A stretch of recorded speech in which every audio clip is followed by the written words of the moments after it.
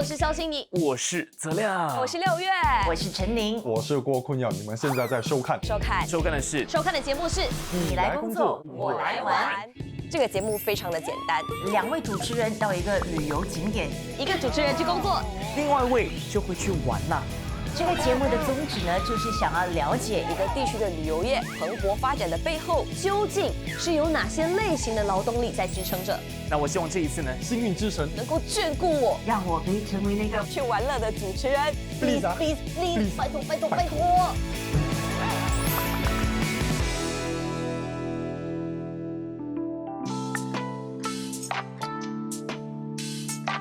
看看这天际线，看看这港口，我们现在呢就在香港最具代表性的地方——维多利亚港。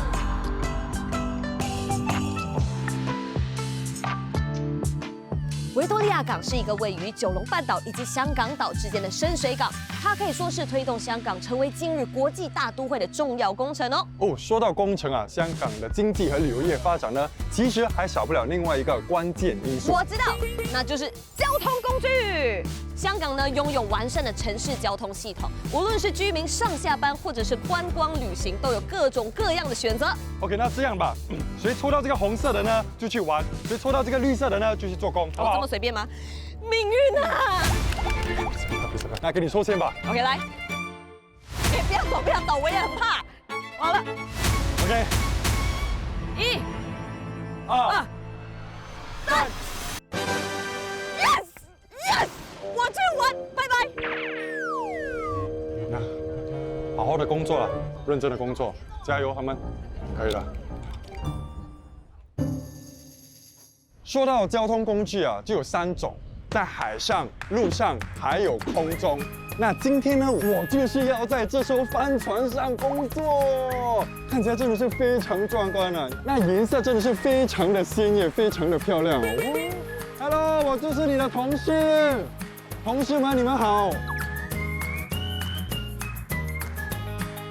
你需要我的帮忙吗？我可以开工了。你才不用。为什么不用？我是来这边跟你们一起工作的嘞。我要确保它绑紧，不然它风吹的时候会倒下来。你好，我叫费。哦，你是我今天的新员工是吧？啊，是，这是我第一次搭帆船呢。可是我从远远看了，我那边放大张宝啊。是的，全都是张宝仔的名义来的。张宝仔为什么叫做张宝仔呢？他是19世纪南中国海劫库济贫的海盗，他的名字也有寓意那个平安的意思。特别的之处就是这个船是这个最后一艘木的帆船。哇！啊，我们一块来上船。我们开工 ，Let's go！ 终于轮到我去玩啦！听说他们这次的工作呢，涉及到了海陆空3大交通领域，那我就要去体验一下结合这3大元素的活动——坐摩天轮。Let's go！ 香港摩天轮高60米，总共有42个车厢，全程大概15分钟。这里还看得到环球贸易广场，是整个香港最高的建筑物哦。那个就是张宝仔哎，他们就在那里工作。原来在高处看人家工作是这种感觉，多么的愉快，赏心悦目。加油！嗨 ，Hello， 怎么样？准备好今天的第一个工作没有？当然准备好了，你跟我讲做什么，我直接做给你看。那这个是瓦菲。瓦菲你好。那他教你怎样去起帆。这个中式的帆啊，跟西式的帆有什么不一样？这个西式的帆是打环的，往左边跟右边打开的。对 ，horizontal。中式的都是从下到上。它是有一定的重量的，而且你在这个船上的时候呢，它还会晃。它越高的时候呢，它就会越重。还有。OK。然后绑住 ，OK。对。确保绳子呢固定之后呢，那个帆才不会倒下来。OK， 下来，怎么样？容易吗？当然容易了，这种轻而易举啊。刚刚开了第一个是吧？还有这个没开。OK， 我来，我要证明给飞看，我是可以的。你肯定你可以一个人去做嘛，这个很重的。怎么说呢？我也是有健身的，可是当我在起帆的时候呢，我发现到我其实是在做一个20 kg overhead shoulder press，而且呢，不是这样举就放下来哦，你举的时候你还要撑着哎，你知道有多难吗？这个帆大一点，你要看左跟右是 balance 的吗？啊，如果不 balance 的话呢再做一片，妈妈的不可以放手 OK 眼睛往上看。 ？OK， 等一下，你不要跟我讲话先，因为我要专注的拉这个帆。要不要帮忙？不用不用。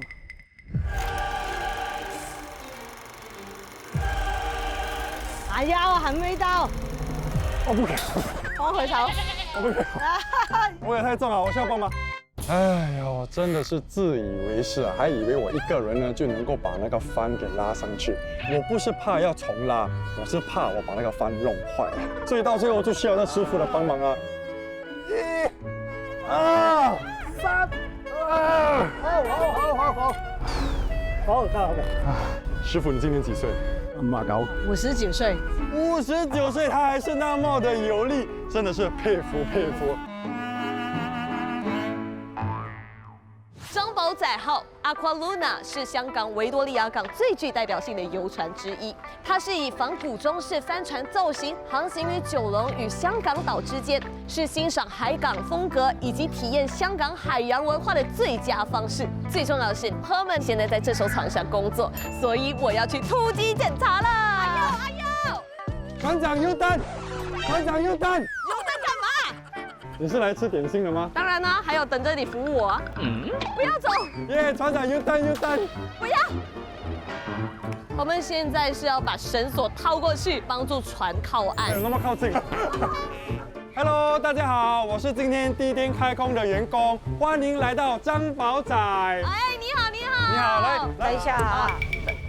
哦，哇哇！我来。哦，哇！我想要公主抱。 OK， 来。啊，这样子上船，放我下来，开玩笑。来，慢慢来。哎，没事吗？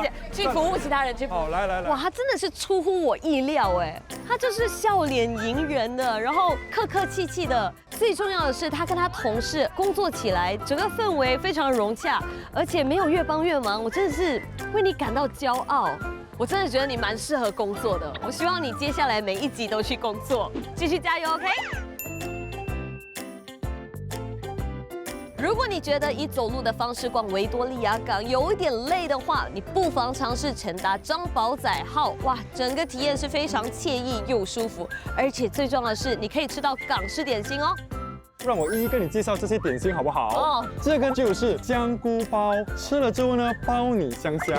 这个是红菜头，这个是 XO 酱菠菜饺。不好意思，你讲话就讲话，你不要对着他们讲，因为你口水会全部喷过去。哦，对不起。对，那这里呢就是鸡蛋炒饭，是蛋白炒饭。蛋白哦，鸡蛋白炒饭。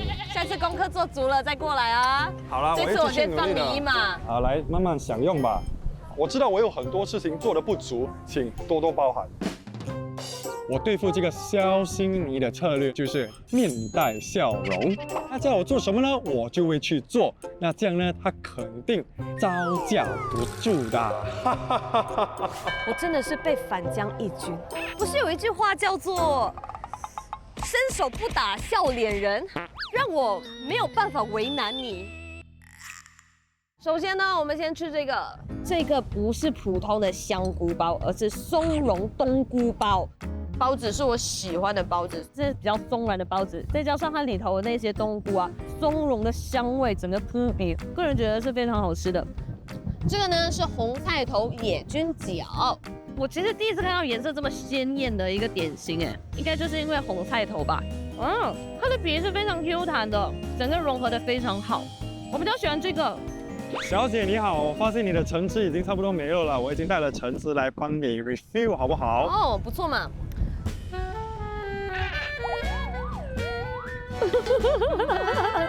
请问你可以不要一直在动吗？到了。对不起，小姐。谢谢你。你会不会越帮越忙啊？讲真的。我会希望你们这些客人呢能够多多包涵。其实一开始我就有要求过，我想要一个雨伞。哦，我去拿雨伞过来啊。接下来，我非常期待这个黑蒜烧麦。哎，sorry。来，你是不知道我们在拍镜头。小姐，你需要这款雨伞吗？因为我觉得你看得出这个雨伞其实挡不了什么。哦，这样好太多了，你找就好了。请继续享用你的食物吧。太好笑了，继续享用。我笑到我手软，你可以喂我吗我把这个手掉。？Oh my god！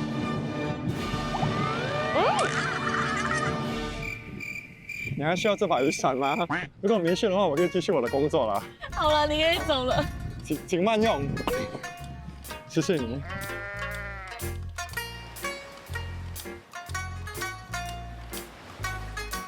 Okay, good.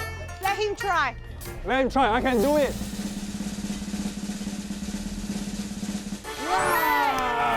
不错嘛，我还以为他会越帮越忙，其实他真的帮上大忙了。Good, good, good, good, good. Very good. 小姐你好，你的旅程呢已经结束了，你要我扶你到岸上去吗？来，慢慢来啊，小心啊，那船会晃啊。是，谢谢你们雨伞哦，啊谢谢你们，谢谢。再见啦，祝你一帆风顺，拜拜。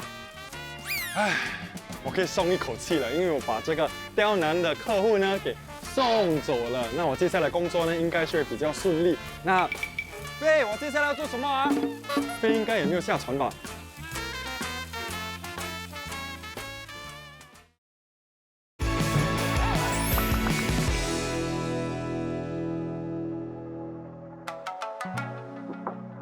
既然这一次的主题是交通工具，我相信来到香港的朋友一定对小巴不陌生，对吧？所以我这次的活动呢，就是来制作小巴车牌。那师傅，我想要写“加油”2个字送给我这个朋友，因为他在工作嘛，需要加油。很有意义啊，其实我会书法，写小巴车牌有帮助吗？肯定有帮助啦。那车牌就是书法写出来的嘛，但是留意那个，尤其是龙的，就写慢一点。那我们来试试看。看你表演。我发现它好粗哦，这跟我平时写的不一样。你平时写的字比较小嘛，这个大。哦，其实最重要的是小巴车牌其实是让远处的人远远就能看对到。呀，对呀，就是这个道理。但是写的太快了，这个颜色可以，这边太浅了。所以它每一笔都是浓厚的，最后要补一下、描一下的。而且我觉得差别是在于，我现在写的地方是塑料哦，所以它好滑，对，而且它不是有，对，就这个分别。啊，师傅是为什么会接触这份工作啊？因为之前我是做招牌的，但是司机看到我懂写字，就叫我帮他写。那时候写1块10块钱，现在写1块多少？现在300啊。现在1块300，我写4个就1200。为什么现在小巴是越来越少？因为地铁完善了嘛，到处都有了。那师傅，为什么你如今还是要坚持这门手艺啊？都有机器了，交给机器做不好吗？因为很多朋友要求我帮他写重要的事情啊，比如说结婚啊、毕业啦、人生的大事，所以我都帮他们写，也可以自己保留文化嘛，让多一点人记得。太有意义了吧！你现在写的不是香港的目的地或终点站，你写的是人生哎。对呀。看师傅完成的坚持是不是特别漂亮？小巴车牌虽然实用性变低了，但是你开创了另外一条路，让全世界各地的朋友都可以买到属于自己的小巴车牌，更有意义了呢。谢谢。刚刚老板强烈建议我一个人试试看搭小巴，所以我就来挑战啦。开车啦！我有一点点紧张，因为我不知道我会不会下对站，但是我们就来挑战看看吧。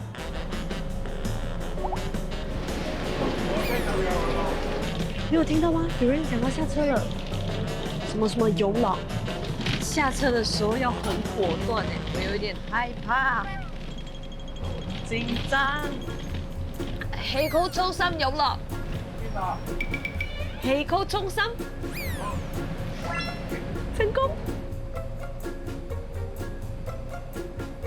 好像要到了，有了，哦，唔該唔該，喂，等一下，唔該，拜拜，哇！整个体验真的是太刺激了，我感觉我融入了香港居民。那我下一站要去哪里游玩呢？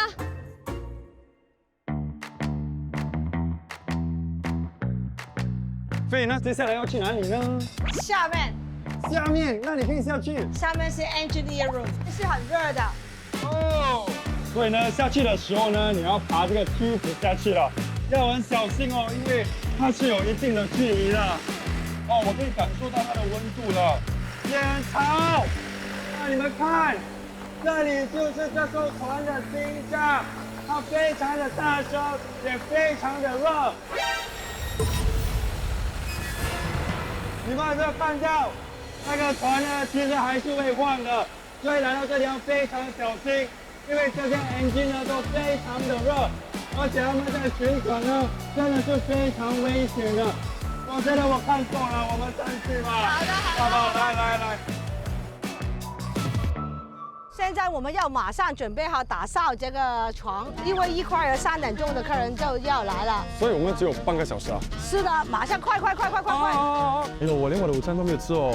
我们快点打理之后呢，就可以吃了，好不好？加油啊，坤耀！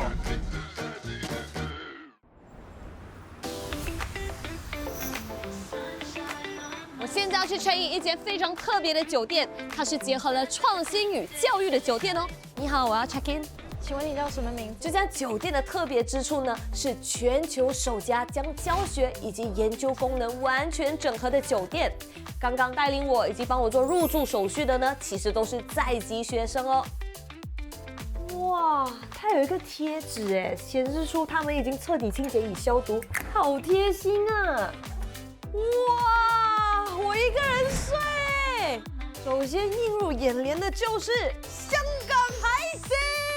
这也太爽了吧！哇，这里好宽敞哦！你看梳妆台、浴缸，感觉我今天可以好好的休息了。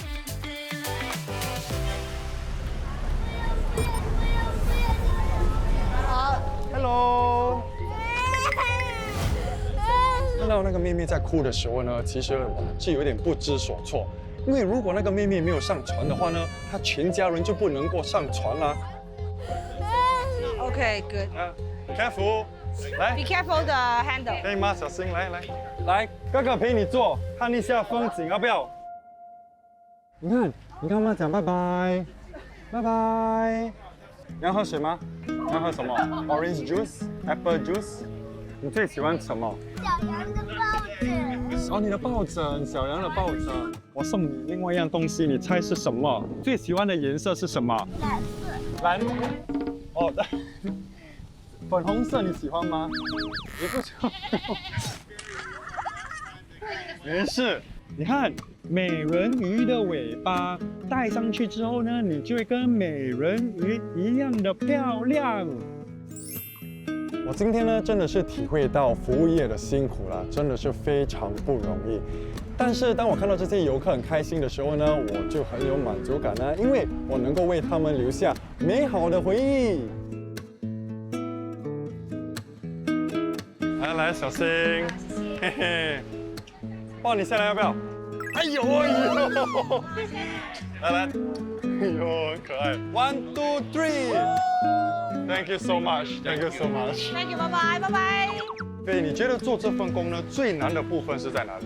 就是日晒雨淋的嘛。现在太阳的时候，我们要在下面晒太阳。对。然后下雨的时候，我们要穿雨衣，在这个雨上保护每一个客人小心走上去、走下去这样子。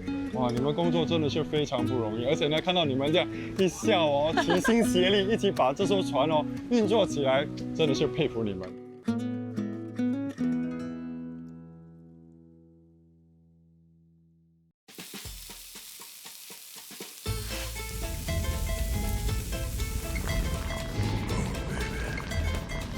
Sorry， 让你久等了。我等到我也饿了，你知道多亏我选了这家酒店啊，你才有机会可以品尝到这家酒店的自助餐，你知道吗？这家酒店的自助餐连续13年获选为最优秀自助餐之一哦。这一家酒店的行政主厨 Chef Danny Ho 来自马来西亚，所以餐厅主打的是东南亚菜色。所以 Round 1我们要拿的当然是不容错过的经典美食 Sashimi、Sushi， 还有海鲜白底呀。哇！开动！哎，哎，等一下，这只是 Round One， 我们还有 Round Two。这家餐厅呢会不定时的更新它自助餐的菜式。这一期主打的是阿拉斯加帝王蟹和宫崎和牛。还等什么？去拿了啦，快点！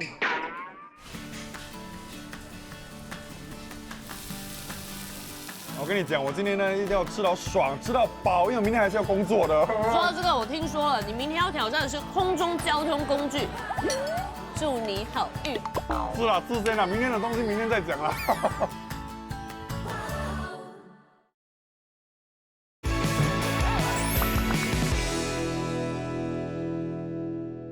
看我全副武装，就知道我今天要去做一份新的工作啦，那就是挂在天空上的缆车。你们看，幸好我没有惧高症，不然呢我就不能够体验这份工作。Hello， 你好，你好，是不是 Alex？对，你就是 Herman 吗？对，我就是你今天新的同事。我跟你讲，我走过来的时候，我看到你背后的肌肉真的很大。那我现在看到了你的手臂的肌肉也是很大。对，坦白跟我说，你是因为工作还是因为健身？两样也是啊，因为我们工作也有一定的体能，所以我平常也会锻炼一下。你是哪一个部门的？我是缆车营运部工厂维修组的，就是专门去维修这些缆车。对。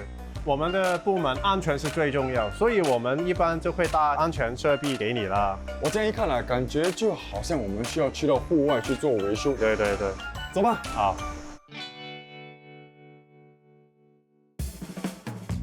Alexa， 这里一共有几座塔哦8座。你们每天要去到每一座？其实每个塔1个月1次。也就是说，当你们要去维修跟检查这些塔的时候呢，都是在缆车营业时间前跟后。对。那这样我们就有1个小时哎，我们要快点啊！我们要到没有啊？差不多了。因为我是差不多不可以了。不会吧？这个就是7号塔吗？对啊。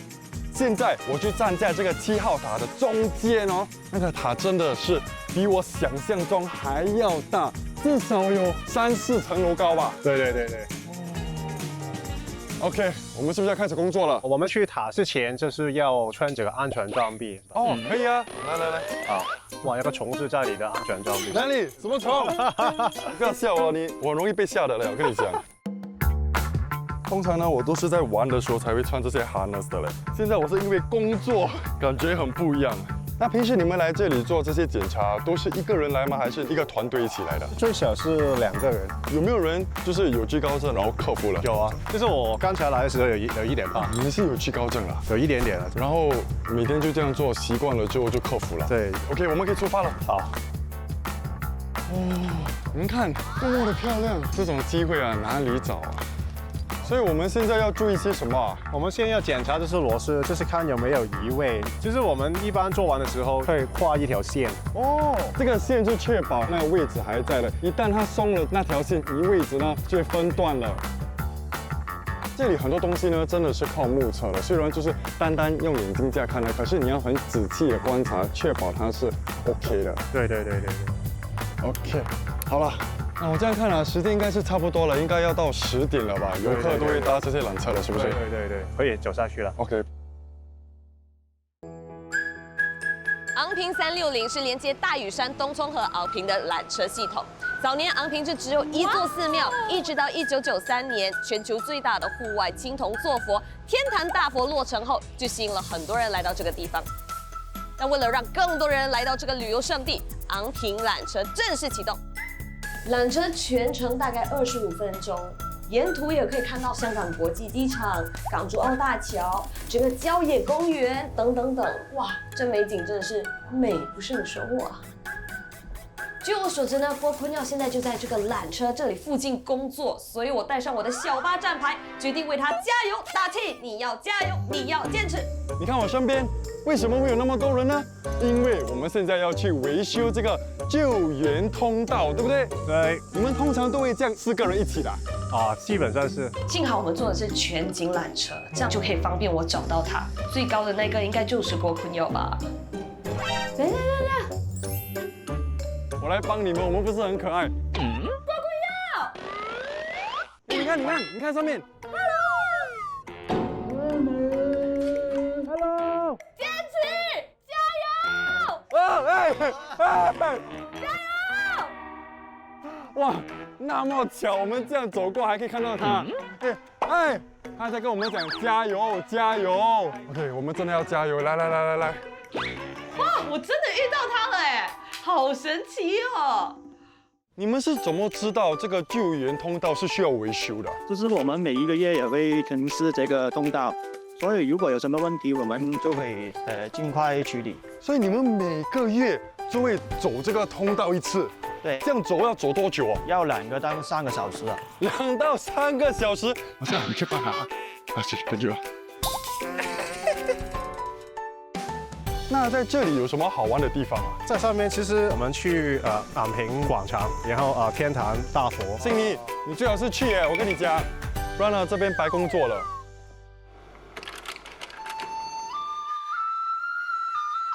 天堂大佛是我这一趟缆车之旅的重头景点，它坐落于海拔482米的大屿山上。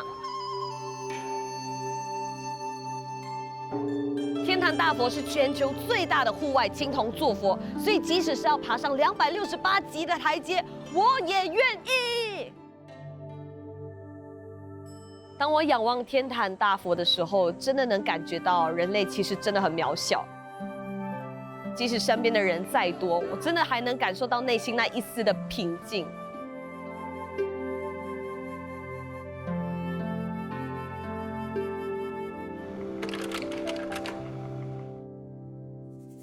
我们现在人就在缆车探知馆，我才知道原来要在山海之间建立这个缆车系统是多么的不容易。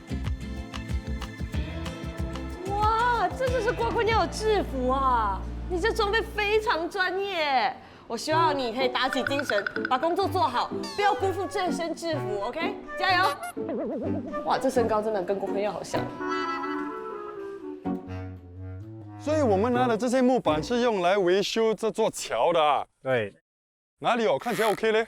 你可以试试看。试试看。对。这个桥跟那个缆车有什么关系？为什么你们要维修这座桥？这个通道就是我们在维修的时间给旅客或者是我们的同事用的，一定要确保安全。哦，就有时候那个缆车突然有状况，他们就要走这条路。对，应该就是这个了。哦，就是这个木板，因为看起来有点腐烂了，踏上去的时候它还是有点松了，对不对？嗯。来，兄弟们，开工！这是你开工啊？啊，我了，来。现在要松掉这个螺丝啊。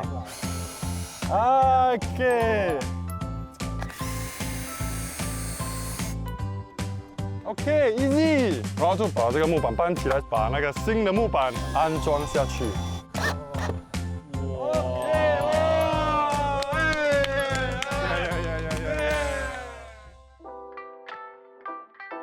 来到香港的茶餐厅，我相信很多人都会选择喝港式奶茶，或者是冻鸳鸯、冻柠茶。但是呢，我今天要向你介绍一个看起来很普通，但是很有故事的红豆冰。它的历史追溯到上世纪50年代，那时候香港正值战后重建时期，所以研发出的这一款饮品是用红豆、碎冰以及淡奶作为结合。它的饱腹感强，而且价格低廉，成为很多劳动阶层的首选哦，很好喝哎。接下来我要吃的这个呢是菠萝油，是菠萝包和牛油的结合。其实菠萝包呢是香港人想要尝试模仿英式餐点的一个例子。他们觉得他们自己的糕点看起来太普通了，所以就想要设计它，把它变得更优雅、更高尚一点点。所以最后就有菠萝包的由来，想不到吧？ Alex， 我们现在在哪里啊？我们现在在昂坪的维修工厂。维修工厂就是要维修这些缆车啦。对啊。所以第一份工作是做什么？第一份工作就是把整个拉过去，然后待会我们会换这个轮。我们2个拉。对啊。拉得动吗？拉动。你有你可以啊。哎，它在动了，因为它上面是有轮子了，所以呢不是说很重啦。哦 ，OK。 你刚刚说要换轮子，是缆车的哪一个部分？我都没有看到那个轮子哦。那4个轮子，它其实在这个缆上面的。我们先把这个点拿进去清理一下。你们这里到底有几个缆车？有117部，117个。对。你们多久要擦一次？每4年要擦。哦 ，OK。所以这个碟呢，擦干净之后就会安装在这个轮子上啊。对 ，OK。这份工作呢，真的是非常耗体力。来这里工作一天呢，感觉就像我去了10个小时的健身房一样。现在这个轮子安装好了，我们要把它放在缆车上了啦。对啊，所以他现在是在做些什么？他再把这个锁弄紧，保障它不会掉出来。啊，OK。所以把轮子安装上去了之后，这个缆车就可以行驶了啦。最后一部分我们就会检查一遍，然后再放出去。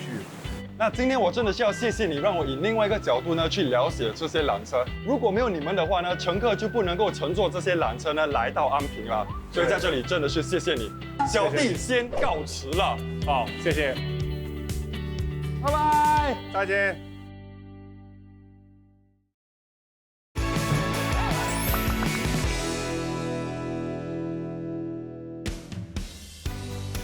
在和海上及空中的交通工具打交道之后呢，我今天就要来一个终极挑战，那就是挑战他们的电车。那我跟你们讲啊，这个电车呢，就是香港最具代表性的陆路交通工具，也被称为了叮叮车。那现在呢，我们去找我的师傅吧 ，Let's go。师傅，你好，师傅。姐师傅你好。我今天呢就是你的徒弟，为了证明呢我是一个很好的徒弟呢，我已经做好我的功课了，听一下对不对啊？这个香港电车呢，它是在1904年呢开始通车，已经大概有121年的历史了，对不对？对。起初呢只有26辆单程电车，可是到了现在呢，你们有165辆双程电车。对。最厉害的一点呢，就是香港电车呢是世界上还在服务中的最大的双程电车车队，对不对？对。我已经准备好工作了，我们走吧。好啊。这样一看，我们就是要做油漆的工作了，是不是？是。OK。最好了，做到两片。2层，所以打横再打直。那师傅，这个铁板是在这个叮叮车的哪一个部分啊？车身的。叮叮车的外观。师傅还跟我分享啊，从1940年代起呢，他们就用了战后大量多余的深绿色颜料来为这些电车上色。时间一久呢，电车上的这个深绿色就成为了香港文化的一部分。所以说呢，我这份工作是非常有意义的。可以，真的很好啊，很好啊，真的很好。那师傅，现在我要去到哪一个部门去工作呢？在这里了，驾电车。驾叮叮车。驾电车。好。香港是一个有历史底蕴的城市，所以我要来一趟怀旧之旅。我相信你一定有听过香港金像奖最佳电影《九龙城寨之围城》，对吧？接下来我们要去看它的沉浸式展览。这个就是九龙城寨了，位于香港九龙的中部地区，在清朝时期呢是一个军事驻地。由于历史动荡，九龙城寨逐渐变成一个无政府管辖的围城。这个展览呢，总共展出了10个电影经典场景，包括了士多牙医诊所、理发店，还有鱼蛋工厂等等等。这些场景呢，其实都是由电影的原班人马美术团队打造的，所以非常的逼真，是十足的还原了电影里面的年代感。我印象最深刻的就是那个承载光影天台的场景，加上那投影投射以及那个飞机飞过的轰隆隆的声音，我根本就是城寨里的其中一个居民吧。这个展览还有一个非常有意义的一点就是它其实身处在九龙城寨的原址，也就是现在的九龙寨城公园。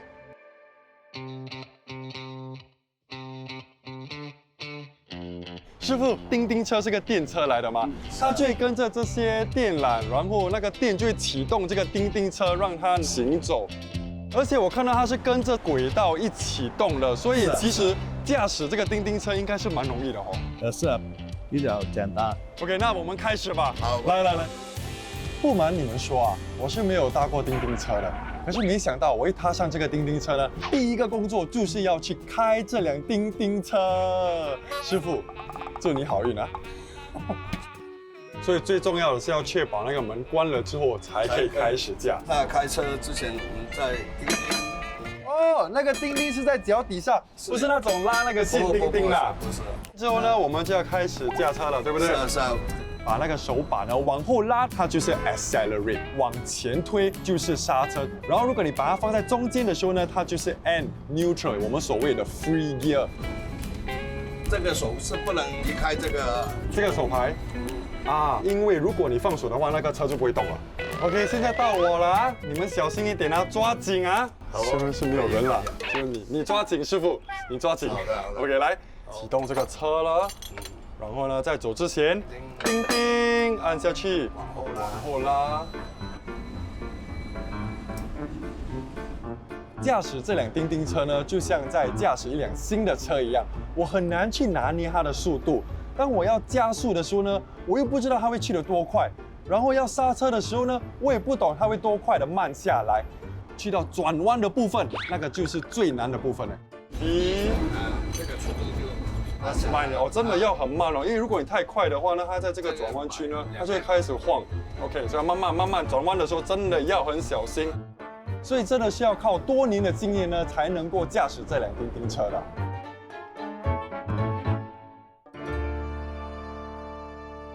香港的麻将文化有多盛行，我相信大家都很了解。但香港还有为数不多的手雕麻将师傅，这你就不知道了吧？张师傅，我是来跟你学手雕麻将的。谢谢。在我眼前的这个呢，就是制作筒子的传统工具——绢架。哦，转架。哦，哇哦！所以它底下是有一个砖头。OK， 我现在要来尝试做3筒，我觉得应该挺简单。hold 住麻将块，然后把砖头……等一下，还没有准，师傅，不准。好 ，I'm ready，Let's go。不容易吓死我！再来一次。其实是因为那个麻将表面非常的滑，所以即使我对准了，可是它没有深入进去的时候，它是会滑掉的。我成功了，你们看。佢真係有天分。真的有天分啊！我真的是做工也行，玩乐也行。那我发现这里除了有传统的麻将图案之外呢，还有很多有创意而且很漂亮的麻将。这是叮叮车，是。这是张宝仔，对不对？是。这个其实就是很简单的，把刷笔沾上颜料，然后涂上去就对了，对不对？有点可怕，我怕我。你可以盖过它。直接盖过它？是。一开始我以为上色是要小心翼翼的把所有线条给填满，殊不知原来是要把那个颜料给溢出来，之后再刮走。这其实是我第一次旅游的时候参加工作坊，因为平时来到香港不就是吃喝喝逛街吗？但是我发现参加这种工作坊能够更深入的了解当地的传统文化以及传统手艺，可以让整个旅游变得更加有意义。做好了，好漂亮哦！漂亮。原来麻将雕刻起别的东西也可以长得这么漂亮。现在它不只是个麻将了，它会是一个纪念品，我都有点舍不得送郭坤耀了。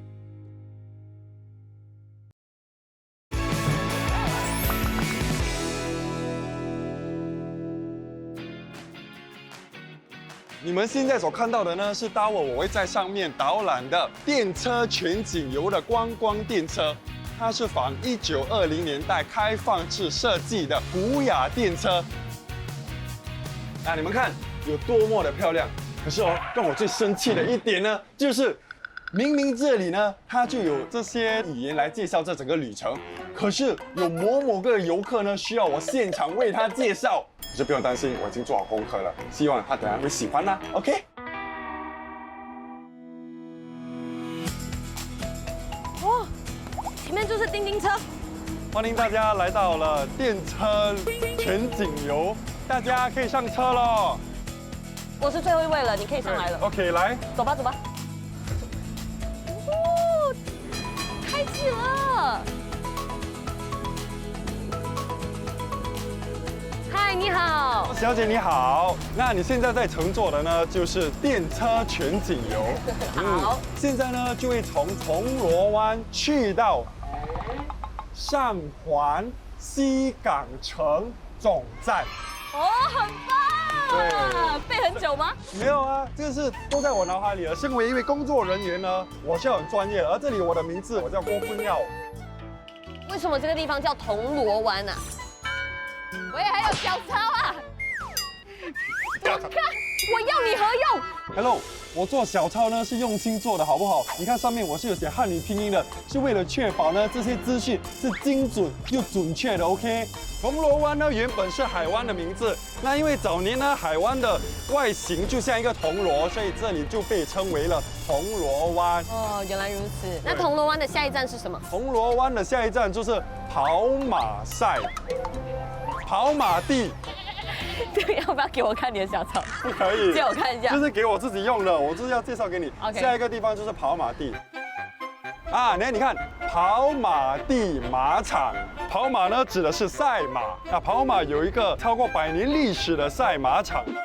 本来哦，我还有很多地方要介绍的，可是没想到我这样一转眼哦就错过了。就比如那个大有大厦啊，还有这个合昌大鸭，幸亏啊心里没有注意到，所以没关系了。之后呢，我听到正版的语音导览服务，我才发现每一站都有它的历史背景啊、不同的建筑物的故事啊，以及它的文化等等等。你刚刚提到的那些大厦跟雕像，哎，那个是在后面的，我们已经走过、经过、开过、错过了。我因为你错失了那么多的打卡机会，我早知道就听这个了。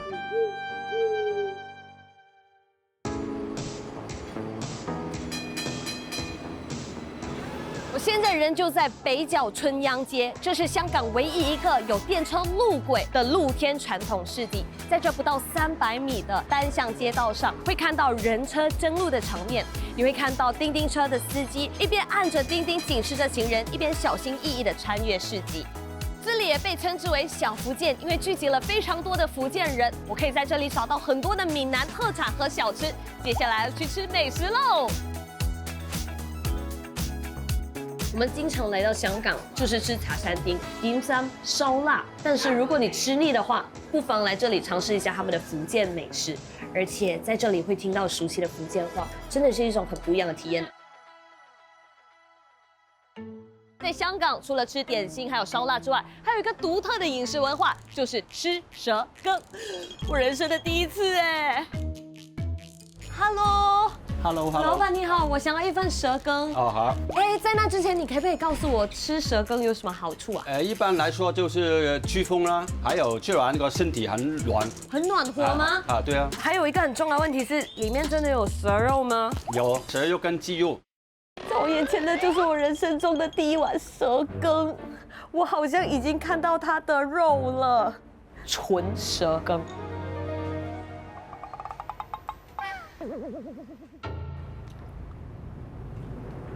真的就是鸡胸肉味道跟口感，并没有想象中的那样可怕。它感觉就像吃豆腐羹，但是里面带鸡胸肉。这家蛇羹的特别之处呢，就是老板他其实有修读中医课程，所以会依照时令天气为这个汤品去添加一些药材。下一站来到了文华里，也被称之为图章街，为什么呢？因为短短的400米内就聚集了不少图章师傅，跟我一起去瞧一瞧吧。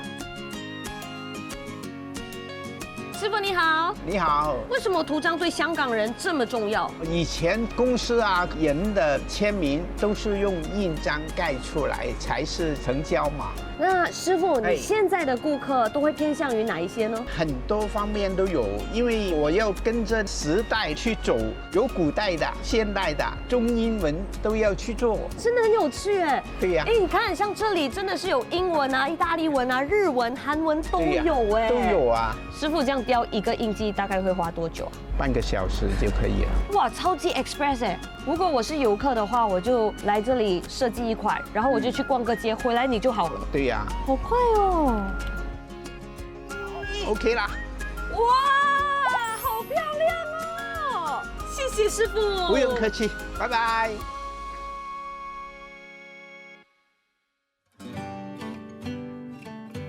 电车全景游我没有机会欣赏没关系，因为呢我有员工福利，包下1辆电车呢来举办收工派对，去欣赏香港的夜景。光坤友，快点上来，这个叮叮车不等人了，一叮叮它就走人了。收工派对，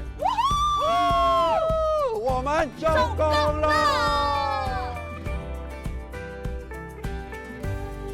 白天坐叮叮车跟晚上坐叮叮车真的很不一样的。对，它的美景呢，真的是非常的特别，又非常的凉爽哦。我觉得啊，香港的海陆空3大交通工具不仅仅是代步工具，它更像是城市的时光机，带领游客穿梭于城市的街头巷尾、山海之间，让香港的文化故事鲜活起来，温暖旅客的心。虽然香港一些标志性的交通工具呢，在这现代快节奏的生活中呢，已经不是的那么的重要。但是人们依然坚持保留和维护它们，因为这些交通工具呢，它们都讲述着这座城市独特的历史故事。这些呢，都是现代设施呢不能够取代的宝贵存在。说得好，郭坤耀。那我们就好好庆祝这趟工作旅程圆满结束。